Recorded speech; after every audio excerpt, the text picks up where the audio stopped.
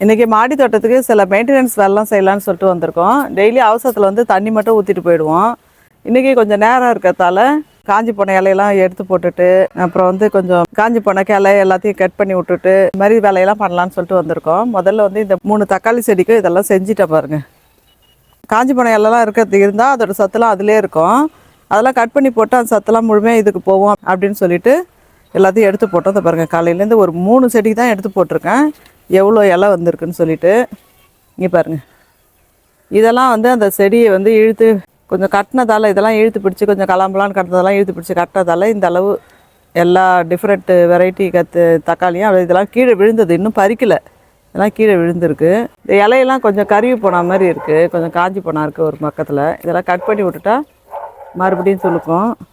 பாருங்கள், இதில் ஒரு வெண்டைக்காய் ஒன்று இருக்குது. என்னவோ தெரியல, இந்த வெண்டைக்காய்க்கெலாம் மேலே வந்து மறு வந்த மாதிரி இருக்குது. இது என்ன ப்ராப்ளம்னு தெரியல. இதை கட் பண்ணிக்கிறேன், இதை கூட வெட்டிடுறேன். இங்கே ஒரு வெண்டைக்காய் இருக்குது, இதையும் கட் பண்ணிக்கிறேன். இது லாங் பீன்ஸ் செடி. இது இங்கே பாருங்கள், காயெலாம் விட்ருக்கு. ஏற்கனவே இருந்துச்சு, அதெல்லாம் அறுவடை ஆகிடுச்சு. இப்போ மறுபடியும் விதை போட்டு இது வந்திருக்கு. இந்த செடி நல்லா உயரமாக போகுது பாருங்கள். முதல்ல சின்ன குச்சி நட்டுருதான், அது வந்து இதுக்கு பத்தலை. அதை தாண்டி இந்த நெட்டை தாண்டி வெளியே போகுது பாருங்கள். இந்த மாதிரி படர்ந்து வெளியே போய் காய் காய்க்குது. அதனால் இன்றைக்கி வந்து இவ்வளோ நீட்டுக்கு ஒரு குச்சி நட்டு இப்படி கட்டி வச்சுருக்கேன். இதை மறுபடியும் இதிலே சுற்றி விட்டுக்கிறேன். இதை இந்த காராமணி தட்டைப்பயிறு கூட வந்து மேலே வந்து சொரன்னு இருக்கும். ஆனால் இந்த பயிருக்கு வந்து இந்த லாங் பீன்ஸ் வந்து மேலே கூட சாஃப்டாக தான் இருக்குது. இது அப்படியே பீன்ஸ் மாதிரி கட் பண்ணி அப்படியே குழம்புல போட்டுக்கலாம். ஒரு முறை பறிக்கும் போதே ஒரு கைப்பிடி அளவுக்கு வரும். நல்லா இதோட பூவெல்லாம் பாருங்கள், வெள்ளை வெள்ளையாக அவரைப்பூ மாதிரி இருக்குது பாருங்கள். அடுத்தது இதிலே வந்து கேரட் செடியும் இருக்குது. கேரட் செடிக்கு வெயில் பத்தலை. இதோ இங்கே ஒன்று இருக்குது, அப்புறம் இதோ இங்கே ஒன்று இருக்குது பாருங்கள். இருக்க பிளாஸ்டிக்லாம் 1-2 கிடக்குது, அதெல்லாம் எடுத்து போட்டுக்கிறேன். இங்கே பாருங்கள், கேரட்டு இது ரெண்டும்.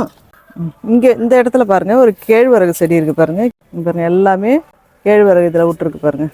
சும்மா ஒரு கைப்பிடி அளவுக்கு தான் கேழ்வரகு நான் இதில் போட்டேன். சிந்தி கந்த கேவரகு போட்டேன். அதில் வந்து பாருங்கள், இதுலேயும் இருக்குது. அது வந்து பார்த்தா இப்போ கதிர் விட்டுருச்சு பாருங்கள். இது மாதிரி இன்னும் ஒரு 50-60 செடி இருந்துச்சு. எல்லாத்தையும் என் பொண்ணோட ஃபார்முக்கு கொடுத்து அனுப்பியிருக்கேன்னு போன வீடியோஸ்லாம் கூட சொல்லியிருந்தேன். இல்லை ஒன்று மட்டும் இந்த சந்தில் இருந்துச்சு, இந்த ப்ரோ பேக்கில் அந்தான பக்கம் சந்தால் வளர்ந்துருந்துச்சு. அதனால் இது விட்டுருந்தேன். இப்போ பாருங்கள், இது எவ்வளோ அழகாக அப்படியே இந்த செங்காந்தல் பூவுக்கு இப்படி கைப்பிடி இருக்கும்ல, கை இப்படி விரல் மடக்கு இருக்கும்ல, அது மாதிரி இது வந்து அழகாக இருக்குது பாருங்கள். இதோட இதில் நிறைய கேழ்வரகு வந்திருக்கு, பார்க்கவே சூப்பராக இருக்குது. இதெல்லாம் நம்ம வந்து சத்தான ஒரு மறந்து போன செடி. இது இப்போ வந்து எங்கள் வீட்டில் இதை நட்டுறதுல எனக்கு ரொம்ப சந்தோஷம். இது வந்து வள்ளிக்கிழங்கு செடி வச்சுருக்கோம். ஸ்வீட் பொட்டேட்டோன்னு சொல்லுவோம்ல, வள்ளிக்கிழங்கு செடி, அந்த செடி வச்சுருக்கோம். இது வந்து ஒரு வித்தியாசமான வெரைட்டின்னாங்க. நுனியில் பாருங்கள், ரோஸ் கலரில் இருக்குது பாருங்கள். இது உள்ளெல்லாம் ரோஸ் கலராக இருக்கும்னு நினைக்கிறேன். உள்ளே ஒயிட்டாக தான் இருக்கும் பொதுவாக சக்கரவள்ளி கிழங்குல. இதில் வந்து பார்த்தா உள்ளேயும் ரோஸாக இருக்கும்னு சொன்னாங்க. இது வந்து ஸ்பெஷல் வெரைட்டி, என் பொண்ணு கொடுத்துச்சு, அதை வச்சுருக்கேன். இது என்ன செடின்னு வளரட்டும் பார்க்கலாம். அப்புறம் வந்து இதிலே வந்து ஒரு முள்ளங்கி செடி இருக்குது. ஏற்கனவே ஒரு சிவப்பு முள்ளங்கி அறுவடை பண்ணிட்டோம் பாருங்கள். இதிலே ஒரு கேரட் செடியும் இருக்குது. நெக்ஸ்ட்டு இதெல்லாம் மஞ்சள் செடி, இதெல்லாம் கேரட் செடி பாருங்கள். இன்றைக்கி வந்து நிறைய வேலை வச்சுன்னு வந்தோம். ஒன்று வந்து செடியில் இருக்க அந்த காஞ்ச இலையெல்லாம் பறிக்கிறது, எடுத்து போடுறது. 2வது வந்து மண்கலவை கலக்கிறது. இந்த புளிச்சக்கீரை செடியெலாம் இன்றைக்கி நாங்கள் பறிச்சிக்க போகிறோம். இங்கேயும் வள்ளிக்கிழங்கு செடி வச்சுருக்கோம். இந்த இதில் வந்து இது லாங் பீன்ஸ் செடி, இது வந்து கேரட்டு, இதெல்லாம் கொத்தமல்லி போட்டிருக்கோம். நுரைப்பீர்க்கன் செடி போட்டுருச்சுக்கோம். ஏற்கனவே 2-3 காய் பறிச்சிட்டோம். இப்போ இன்னும் ஒன்றும் இருக்குது, பிஞ்சுலாம் விட்டுருக்கு மேலே. இது வந்து பீட்ரூட் செடி பாருங்கள், நல்லா பீட்ரூட்லாம் வந்துருக்குது. இன்னும் கொஞ்சம் நாள் ஆனால் இன்னும் அடுத்த முறை வரும்போது இதெல்லாம் அறுவடை பண்ணிக்கணும். கீரை வந்திருக்குன்னு சொல்லிட்டு அப்படியே கலரே அப்படியே பார்க்க அழகாக இருக்குது. அப்படியே தொடவே சாஃப்டாக பட்டு போல் இருக்குது. இந்த ஜாடிலேயே இருக்குது. இதில் மணத்தக்காளி இருக்குது. இப்போ 4 ஜாடியில் மண் கலக்க போகிறேன். இது வந்து மண்புழு வரும் பாருங்கள். அப்படியே நிலக்கரி மாதிரி இருக்குது பாருங்கள். பழைய நிலக்கரி அப்படியே கட்டி கட்டியாக கருப்பாக இருக்கும்ல, அந்த மாதிரி இருக்குது பாருங்கள். நல்ல பழைய மண்புழு வரும், நல்ல மக்கினது. அது இல்லாமல் அந்த கம்போஸ்ட்டும் எடுக்கிறாங்க பாருங்கள். இதையும் எடுத்து இதில் போட்டு கலக்கணும். அதுக்கப்புறம் கொஞ்சம் தொழு உரமும் கலக்க போகிறோம். இது எல்லாத்தையும் எடுத்து போட்டால் இன்னும் கொஞ்சம் நல்லா செழிப்பாக வளரும். ஆரம்பத்தில் நாங்கள் அடி உரம் போட்டது மட்டும்தான் இது மாதிரி மண்கலவை கலக்கும்போது.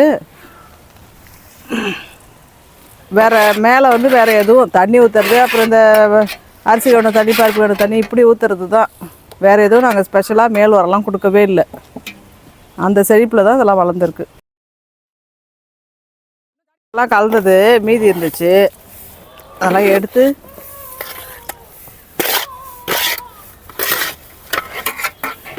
அப்படியே ஒரு செடிக்கும் அப்படியே வேறு சுற்றி போட்டு விட்டுக்குறேன். பாருங்கள், இந்த செடிக்கெலாம் போட்டாச்சு, இதுக்கெல்லாம் போட்டு விட்ருக்கேன். தோட்ட வேலைன்னா சும்மா கிடையாது. நம்ம ஒரு 10 நாளைக்கு ஒருத்தடையாவது வேலை செஞ்சுக்கினே இருக்கணும். தினம் தண்ணி ஊற்றணும், தினம் பார்க்கணும். இந்த மாதிரி அப்பப்போ இதெல்லாம் செய்யணும். அப்போ தான் நமக்கு வந்து பலன் தரும். அப்படியே செடியை விட்டோம் வச்சோம் காய் காய்க்கும் அப்படின்னா நம்ம சொல்ல முடியாது. இந்த பீட்ரூட் செடிக்கு கொஞ்சம் போட்டுக்கிறேன். ரொம்ப குறைவான அளவில் போட்டாவே போதும். சுத்தமாக மண் கலக்காத உரம்ன்றதால இது கொஞ்சமாக போட்டாவே போதும். நல்லா திரண்டு வரும்ன்ற நம்பிக்கையில் போடுறேன். அடுத்ததாக இந்த நுரை பீர்க்கனுக்கு கொஞ்சம் போட்டு விட்றேன். வேரை விட்டு கொஞ்சம் தள்ளி. அடுத்தது இந்த தக்காளி செடி. இதில் இந்த லாங் பீன் செடிலாம் வச்சுருக்கேன். இந்த வந்திருக்கு பாருங்கள், இதெல்லாம் வந்திருக்கு. இதுக்கெல்லாமும் சேர்த்து போட்டுக்கிறேன்.